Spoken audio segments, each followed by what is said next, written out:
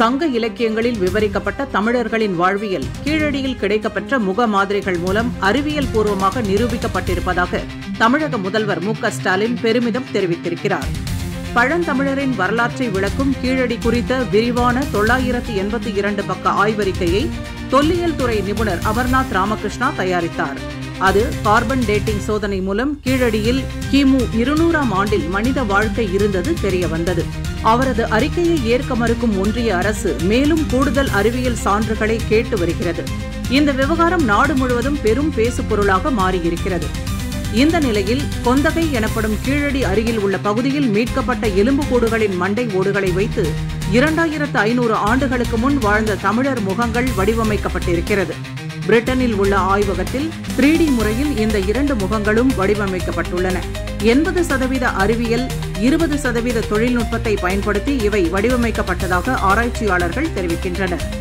இது தொடர்பாக பேசிய பிரிட்டன் முக உருவாக்க நிபுணரான பேராசிரியர் கெரலின் வில்கின்சன், கீழடி அருகே கொந்தகையில் கிடைத்த எலும்புக்கூடு, நரம்புகள், தசை மாதிரிகள் ஆகியவற்றின் அமைப்புகளை அடிப்படையாக கொண்டு கணினி உதவியுடன் இந்த முகங்களை உருவாக்கியதாகவும், முகத்தின் மேற்பகுதி அங்கு கிடைத்த தொன்மங்களின் அடிப்படையிலும், கீழே தாடை போன்ற பகுதிகள் தொழில்நுட்ப உதவியுடன் அமைக்கப்பட்டிருப்பதாக கூறியிருக்கிறார்.